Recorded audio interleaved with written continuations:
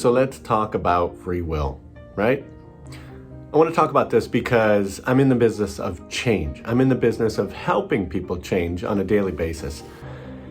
And over 20 plus years, and seeing thousands and thousands of people, I've noticed that some people get stuck and never change. Some people go backwards. Some people want to change. They really want to make these huge changes in their life and they just can't do it.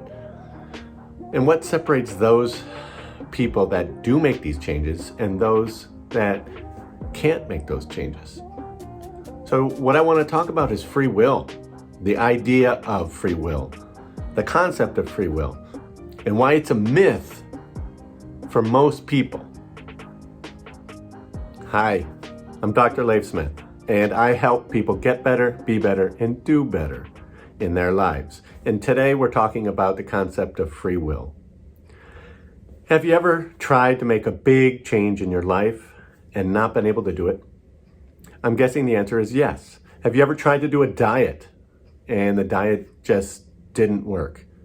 Have you ever tried to implement a workout routine and then later on you find out you just can't stick with it?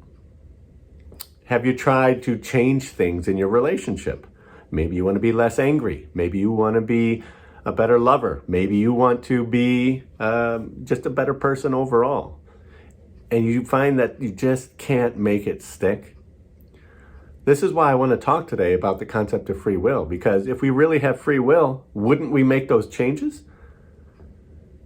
Well, first I want to start with the idea of, are we able to? Deep down, do we have the ability to make choices? And the answer is yes, but with some caveats. Our free will, we do have free will. However, our free will is constrained by circumstances. It's also constrained by our choices and by the habits that we choose to engage in. So, constraint of choices. Not everybody has the access to the same resources. Not everybody has the same situations in their lives. So if we look at it as a game, not all of us have access to certain levels and certain resources.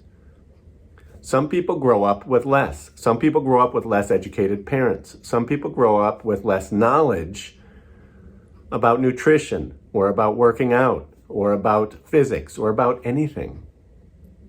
So our free will is constrained by the environment in which we're in and the choices that we're allowed to make in those situations. Our free will is also constrained by our habits. Now, we have these wonderful things in our head called brains. And the human brain, the Homo sapien brain, is a tremendous asset. By volume, it makes up about 33, our most advanced part of our brain, I should say. The cerebral cortex makes up about 33% of the volume of our brain, which is a tremendous amount. That's a third of the weight of our brain is the cerebral cortex, which is the most advanced part of your brain. This is the part of the brain that helps us make decisions, focus, sift through data in life.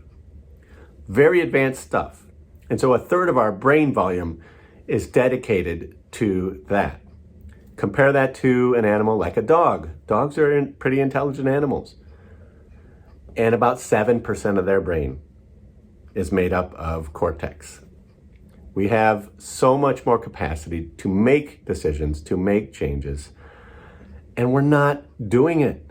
We're leaving lives of quiet desperation, as Thoreau said back in the day.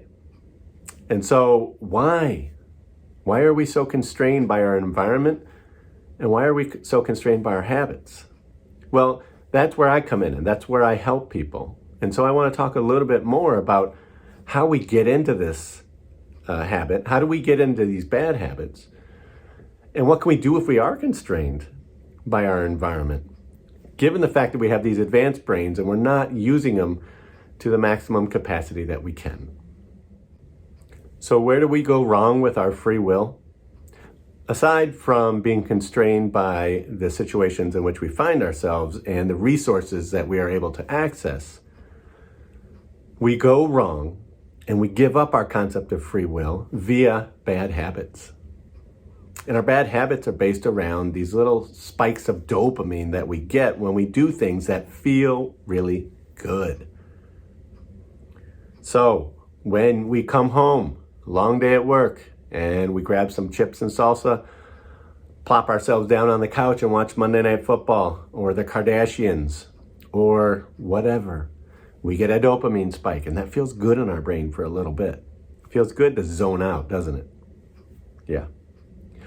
When we get 400 likes for our fish face bikini picture on Instagram, we get a little dopamine spike. When we play a video game, we get dopamine spikes. When we gamble, we get dopamine spikes. When we engage with porn or when we have sex, we get short-term dopamine spikes in our brain.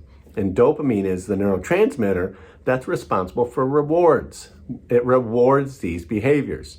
You ate those chips, you watched football, you watched the Kardashians, you had sex, you did something.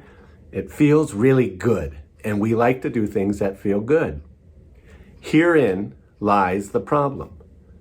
We start, as we say in the neurological world, we start firing those pathways. And when you fire those pathways over and over and over and over again, you make them more likely to be fired again. So it makes it more likely that you're going to do this in the future every single time you log on and play that video game and you feel good about it.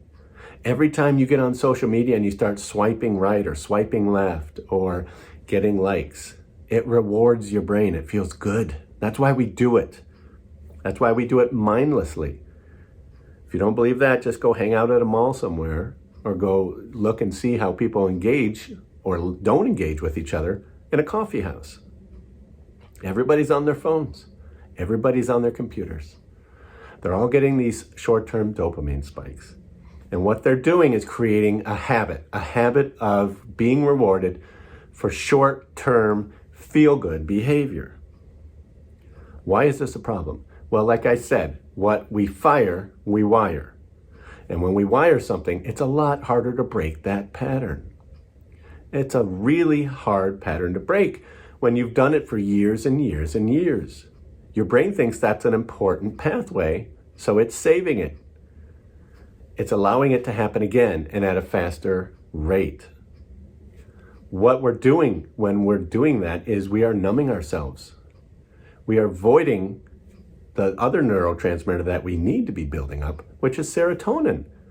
Serotonin comes from making decisions that have long-term satisfying consequences. So coming home and not eating those nachos and plopping yourself down, I guess you're plumping up, right? But plopping yourself down on the couch and eating those nachos, long-term, that doesn't feel good. What's going to feel good is coming home, making a salad, having some grilled chicken, and going for a walk. Long-term, you know that feels good. Long-term, that's going to do more for you. Health-wise, energy-wise, recovery-wise. So when we get wired in this way for short-term fixes instead of long-term satisfaction, we're giving up, we're abolishing the concept of free will. Because what starts happening is we create a life full of short-term, reward-based habits. Now we're no different than pigeons. Now we're no different than dogs. You may argue with me on that, but I've seen enough of this in my over 21 years of trying to help people change. These habits make or break us. Now, here's where the concept of free will comes in. Do you really have free will if you cannot change your life? If you can't stick to a diet, are you really in control of your life? If you can't make changes in your relationship, are you really an advanced Homo sapien? I don't think so. You're the same as a pigeon or a dog or a cat or any other mammal. You are having behaviors and you are engaging behaviors over and over again based on habit, based on short-term dopamine spikes in your brain. And then you go and you complain. And you complain that your life isn't what you want it to be. And that your relationships aren't what you want them to be. and that your job is not where you want it to be. Because what's happened is you've lost the concept of free will. You are subject to your vices. You are subject to your habits. And these habits, once they're wired over years and years, they become unconscious. What that means is our brain puts it back in the recesses of our midbrain where we don't have to think about it anymore. It's just a habit. It's a habit to come home and eat bad food. It's a habit to come home and numb and play video games for 4 or 5 hours. It's a habit to come home and pop open a beer, a brewski, and drink your sorrows away from the day. It's a habit to avoid doing things. It's a habit to go to porn and instead of having a real relationship with a real person. And so these habits start stacking on top of each other. We get bad nutritional habits. We get bad interpersonal habits. We get bad hygiene habits. We get bad working out habits. And what happens over time is we become more and more predictable. We become less and less random and more predictable. Now, it's job security for people like myself who are in the business of helping people change, because I can predict what's going to happen when you're stacking all these bad habits on top of each other. But when we look at the concept of free will, are you really free if this is how your life is going? The answer to me is no, you're not. You are the sum of all of these habits that you've learned to engage in and that are now unconsciously guiding and directing your life. This is why your diets don't work, because you try to make a conscious change short term, but the wiring in your brain is going to go back to that old habit unless you really demolish that wiring over time with effort and with help. So it's really easy for your brain to go back to these old unconscious habits. It's really hard to instill new habits. And so we get tired and we get lazy and we get worn out and we go back to the default. The default is your old habit, which happened over years. Now you know why I'm talking about free will as a myth.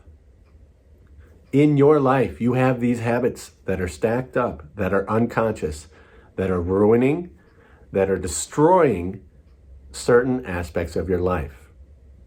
They're destroying your happiness, and that comes across as depression. They're destroying your ability to look forward to the future, and that comes across as anxiety. They're destroying your relationships, which adds to depression and anxiety and loneliness, and you keep going. So if we really want to really use our brains, we're going to have to make some big changes. If we want to believe in the concept of free will, that we are these advanced creatures with these advanced brains, with this advanced frontal lobe that can make these wonderful decisions, we've got to start using them. We've got to stop being so unconscious in how we do things, such creatures of habit. Because for most people, our habits suck. I'm sorry to say that, but our habits suck, and that's why the quality of our life is not where we want it to be. That's why people come and need help. Because I can help be an outside observer, and I can help give you the tools that you need to change these bad habits, to change these numbing behaviors, to help you stop seeking these short-term fixes that long-term aren't going to get you where you want to be. I'm Dr. Leif Smith, and today I rambled on a little bit about free will and the myth of free will for most people. Maybe this will help spur something in you so that you can make some changes that you need to make to start feeling happier, to feel less anxious, to feel less depressed in your life. Thanks for listening to me rambling today. If you're not a subscriber, please hit that subscribe button. And thank you, and I will see you next time.